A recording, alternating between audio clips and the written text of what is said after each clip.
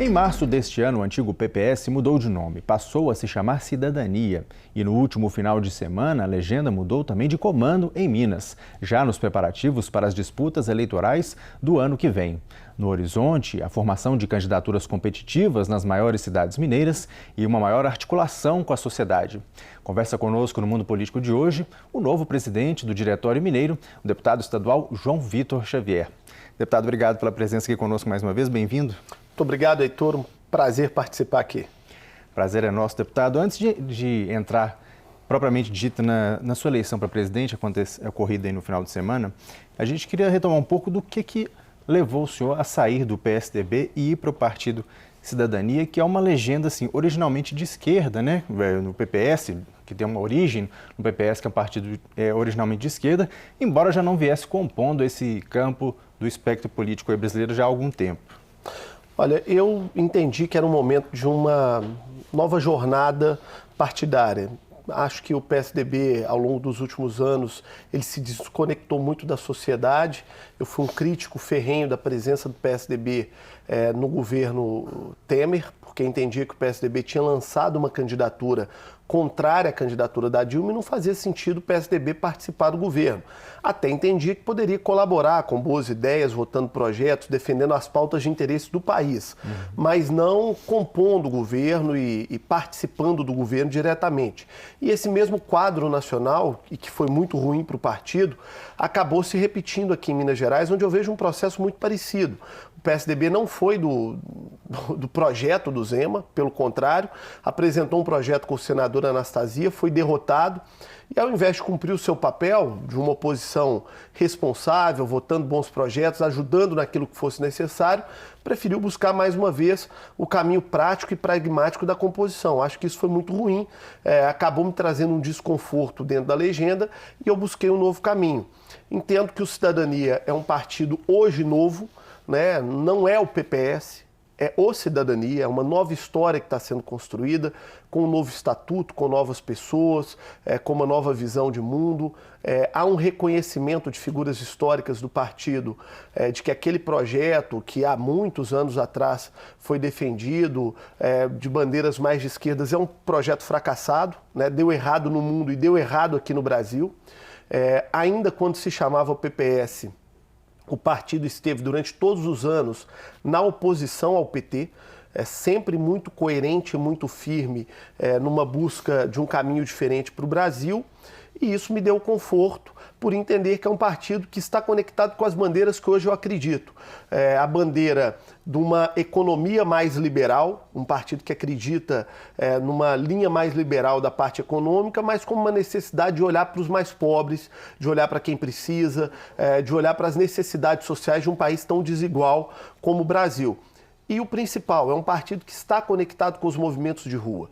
Quem não compreender que a sociedade não se identifica com os nossos partidos e buscar uma nova conexão com a sociedade através dos movimentos de rua, movimentos, e aí não estou dizendo não necessariamente que todos estão conectados com a cidadania, mas movimentos como a gente vê o Acredito, o Livres, o MBL, o Agora, movimentos que surgem da sociedade, uns mais à direita, uns mais à esquerda, uns mais ao centro, mas que são movimentos muito legítimos, onde a sociedade se encontra muito mais do que nos partidos.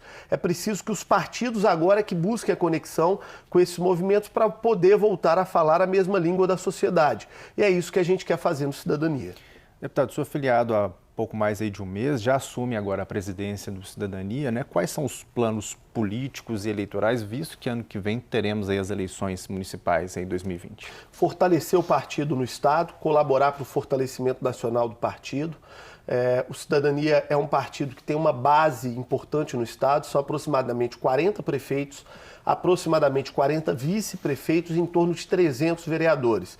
Então é um partido que tem um patrimônio eleitoral muito interessante no Estado, tem um dos deputados estaduais mais votados de Minas Gerais, que é o deputado Cleitinho, prefeituras importantes, já tinha a prefeitura de Montes Claros e agora passa a ter também a prefeitura de Ipatinga. O prefeito Nardielo se filiou conosco na última semana, recebemos o vice-prefeito de Nova Lima, João Marcelo, recebemos o prefeito de Alvinópolis, João Galo Índio, prefeito de Arcos, prefeito de Santo Antônio do Monte, o Denilson e o Dinho, recebemos um vereador de Uberlândia, pré-candidato a prefeito, o vereador Vico, estamos recebendo vereadores de Araxá, de várias cidades do estado de Minas Gerais, e até o final do ano estaremos com o partido muito fortalecido, com condição de disputar a prefeitura num sem número de municípios do estado, e queremos aí na maioria dos estados, aonde não tivermos o candidato a prefeito, que possamos ter pelo menos o candidato a vice-prefeito e uma bela chapa de vereadores na cidade,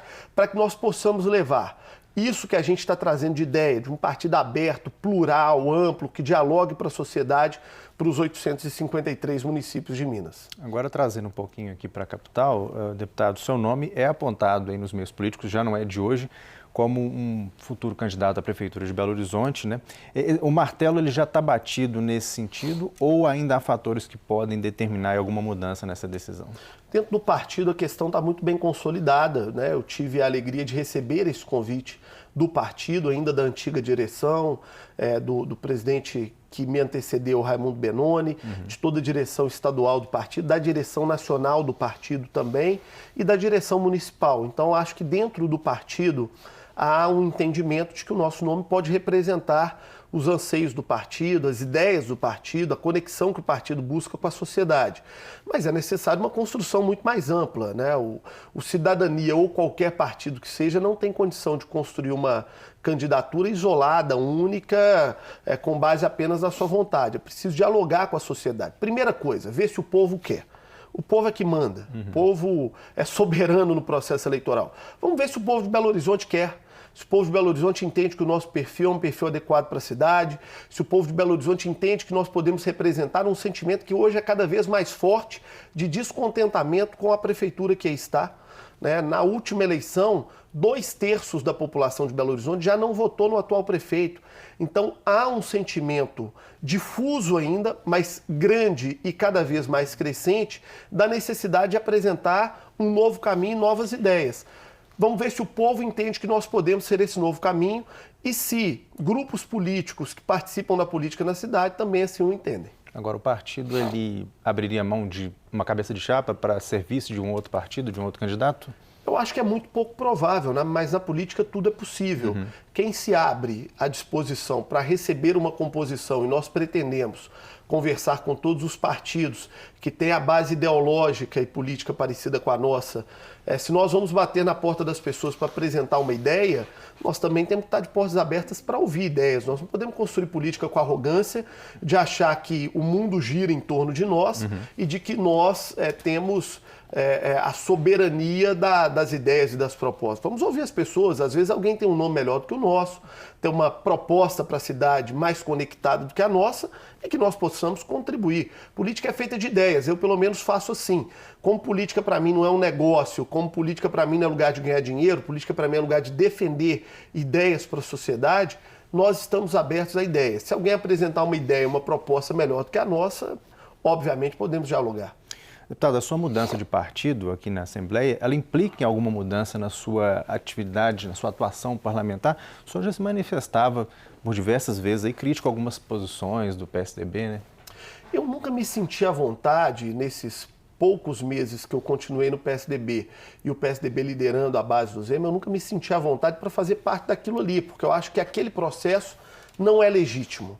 O PSDB não foi para a urna defender o projeto do Zema e o Zema não foi para a urna se apresentar como solução de poder para o povo de Minas com o PSDB ao lado. Acho que o PSDB tem todo o direito de defender boas propostas que se fizerem similares às propostas do Zema. Mas não acho que o PSDB e o Zema são a mesma coisa. E não acho que o povo de Minas veja o PSDB e o Zema com a mesma coisa. Então eu nunca me senti à vontade com aquilo ali. Mas a minha postura vai ser a que eu sempre tive aqui na Assembleia, de responsabilidade.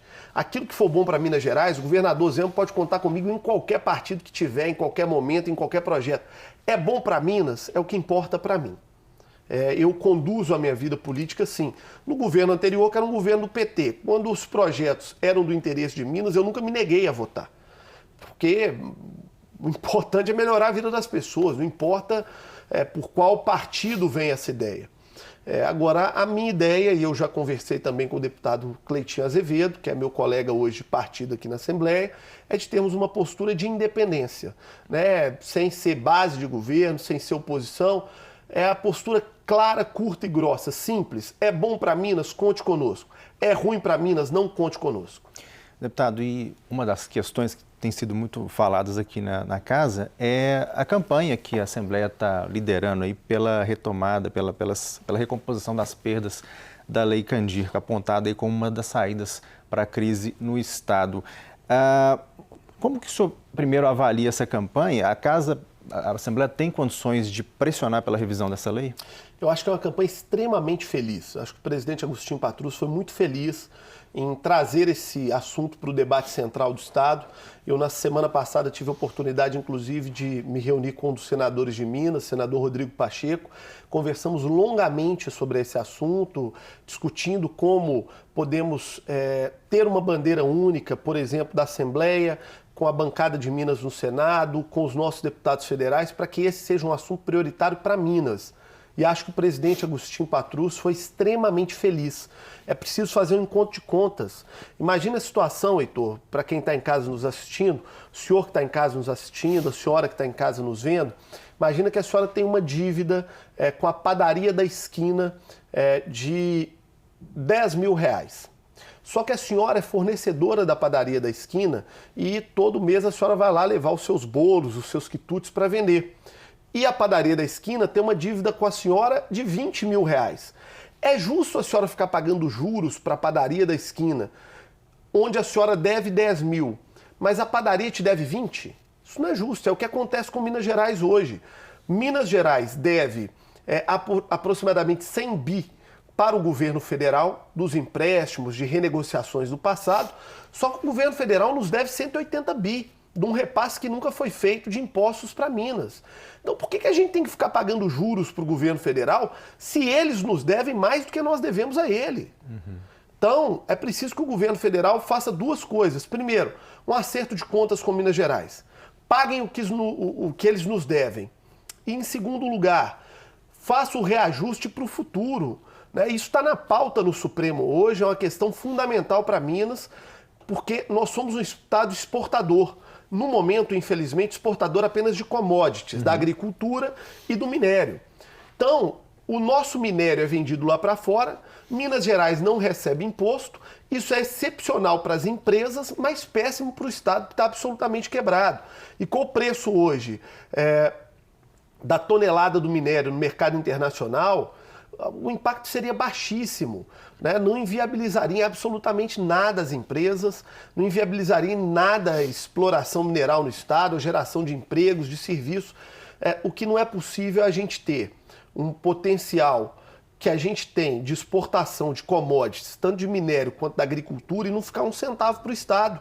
A gente tem escola, né? Os meninos têm que ir para a escola, têm que estudar, têm que merendar, a gente tem hospital aberto. O João 23 precisa de dinheiro, a Santa Casa de Belo Horizonte precisa, o Hospital da Baleia, o Mário Pena. Né? As nossas estradas estão em petição de miséria, precisam ser asfaltados, os prefeitos precisam de convênio para os seus municípios, né? Para melhorar a vida das pessoas. O que nós temos hoje são empresas ricas e um Estado pobre. E isso não pode continuar. E passou da hora do governo do Estado entender essa necessidade. Deputado, e apesar de toda essa urgência e de todos esses argumentos que o senhor apresenta, tivemos aí nas recentes audiências públicas do Assembleia Fiscaliza muitas cobranças ao governo Romeu Zema e ao seu secretariado de uma falta de liderança e de vigor lá em Brasília para pleitear exatamente essa recomposição. Como é que o senhor tem avaliado essa postura de Romeu Zema, que parece que está mais no caminho do regime de recuperação fiscal e também dessa inclusão dos estados na reforma da Previdência? Que é outro equívoco. Eu, por exemplo, não voto a favor do regime de recuperação fiscal, por dois motivos simples. Primeiro motivo, porque no Rio de Janeiro, onde ele foi implementado, ele deu errado. O mesmo secretário que tenta implementar aqui, ele implementou no Rio de Janeiro. Se ele me mostrar números diferentes daqueles que eu tenho do Rio de Janeiro, eu posso até repensar. Mas com os números que hoje eu tenho do Rio de Janeiro, eu não voto. Porque deu errado, foi ruim para o estado de Rio de Janeiro, o processo que foi feito do regime de recuperação fiscal. E a segunda questão importante, antes de se buscar uma medida drástica como essa, que congela absolutamente tudo no Estado, nós temos outras medidas para cuidar, como, por exemplo, a recuperação através da Lei Candir. Para se ter ideia, Heitor, um mês apenas do pagamento da Lei Candir para o Estado de Minas Gerais, junto com o que Minas Gerais paga hoje de juros, de amortização da dívida, só isso já dá o valor de uma CEMIG. Então, quantas CEMIGs nós temos para vender, por exemplo? Quantas Copasas nós temos? Uma só. Nós vendemos esse mês que vem já não tem outra para vender. Então nós vamos ficar deixando de receber o que nos é de direito para vender o patrimônio que é do povo de Minas Gerais? Eu não acredito que esse é o melhor caminho. Acho que o governador Romeu Zema está equivocado nesse processo. Ele não tem exercido a liderança que lhe é devida. Ele é o governador do estado de Minas Gerais. Não adianta ele achar que isso é uma coisa como outra qualquer, que ser governador do estado de Minas Gerais é ser jornalista como eu sou, é ser jornalista como você é ser vendedor de geladeira, de televisão, de eletrodoméstico, ser comerciário como os funcionários dele são, ser empresário como ele é e muitos colegas são, e todas as atividades que eu citei aqui são absolutamente dignas e importantes para a sociedade. Mas governador, Minas Gerais só tem um. E ele tem que se apropriar da autoridade disso e exercer a liderança disso. Não é uma coisa qualquer. Governador de Minas não é um cargo qualquer. Por mais que tente se banalizar a questão, mas não é. É um homem responsável pela vida, pelo emprego, pelo trabalho, pela saúde, pela educação de aproximadamente 20 milhões de pessoas. E que ocupa um cargo como esse tem que ter dimensão da sua autoridade e da sua importância. É impensável, por exemplo, Minas Gerais receber o presidente da Câmara dos Deputados, receber uma ministra do Supremo que vem aqui para tratar de questões importantes para o Estado e o governador viajar porque não podia receber duas figuras dessa importância no momento em que é fundamental a participação da bancada federal do Estado para aprovação, por exemplo, da reforma da Previdência, que sem ela o Estado está absolutamente quebrado. Pois é, e como é que está a sua percepção sobre a atuação de Zema nessa bandeira da reforma da Previdência? A gente tem visto críticas aí dos governadores, não só Zema, de que não foram a Brasília para fazer valer essa demanda e por isso os estados e municípios ficando fora aí do absolutamente ineficaz a atuação dele. Ele gravou um vídeo, foi para o YouTube, foi para o Instagram e acha que com um vídeo de Instagram vai resolver o problema do Estado. Quantas reuniões ele fez com a bancada sobre isso? Quantas vezes ele sentou com a bancada mineira para discutir o assunto? Deputados federais, senadores, quantas vezes ele sentou com a bancada do Estado para dizer o seguinte: caros deputados, os senhores que dobram e têm parcerias no Estado inteiro com federais, nos ajudem. Convença seu federal, traz o seu federal aqui. Deputado João Vitor, com qual federal você tem mais proximidade? Pode trazer ele aqui no Palácio para a gente conversar? Deputado Agostinho Patrus, podemos contar com o apoio institucional da Assembleia para essa pauta? Deputado Diego Andrade, presidente, líder da bancada mineira em Brasília, o senhor pode reunir a bancada para 1, 2, 5, 10, 50 reuniões, se necessárias, para a gente discutir o tema à exaustão até chegar num consenso e num acordo que atenda os interesses de Minas? Quantas vezes ele fez isso? Ele não conseguiu fazer, ele não deu conta de fazer, talvez pela falta de prática política, por não se dar conta da importância disso e de que esse é seu papel. Mas é esse o seu papel. Esse é o papel do governador de Minas, sentar e pactuar com as outras lideranças do Estado aquilo que é melhor para o Estado. Agora, as coisas não acontecem por osmose, não vão cair do céu. Se ele não fizer o trabalho dele, não vai dar certo, como me parece que, infelizmente, para o mal de Minas não dará. Pois é, o nosso tempo já está estourado, mas uma última pergunta, deputado. Vindo para a Assembleia, por exemplo, a reforma da Previdência, por não estar no projeto federal, esse projeto passa aqui na casa? Aí é um outro processo onde começa do zero, onde caberá a ele, governador do Estado, convencer a sociedade de que o projeto é importante, onde caberá a ele, governador, convencer as corporações de que esse projeto é importante para o Estado, e ele terá que exercer essa mesma liderança. E liderança tem que ser exercida. Eu quero citar aqui 2 exemplos. Há um ano atrás, durante o governo Temer, 90% da população se colocava contrária à questão da Previdência. Hoje tem uma parcela grande que ainda se coloca de maneira contrária, mas uma parcela muito grande da população mudou de visão e hoje entende que esse projeto da Previdência é importante para o país. Por quê? Porque o governo federal assumiu o protagonismo e a liderança do projeto, enfrentou o desgaste da discussão, fez esse desgaste com a sociedade, com as corporações e vai colher agora o resultado. Se o governador Romeu Zema não exercer a sua liderança, não exercer o seu papel de líder, de convencimento com a sociedade, com as corporações, ele terá muita dificuldade. Deputado, obrigado mais uma vez pela presença aqui conosco e sucesso aí à frente do Cidadania de Minas Gerais. Eu te agradeço muito, quero dizer que especialmente para mim foi muito bom esse papo, porque nós somos colegas de universidade, Exatamente. Nos formamos juntos em jornalismo e o destino nos fez, nós estamos nos reencontrando aqui nessa ocasião. Muito obrigado pela oportunidade, prazer novamente vê-lo. Sucesso aí, deputado. Conversamos, portanto, com o deputado João Vitor Xavier, deputado estadual e presidente, o novo presidente estadual aí do Cidadania, que é o antigo PPS. Falamos sobre a ida do deputado para essa nova legenda, os preparativos para as eleições do ano que vem e também um pouco aí sobre essa conjuntura política em Minas e também um pouco do país. O Mundo Político fica por aqui. Se você quiser rever a entrevista, é só acessar o YouTube ou o nosso site para falar conosco e por e-mail ou Twitter. Então, obrigado pela companhia e até a próxima.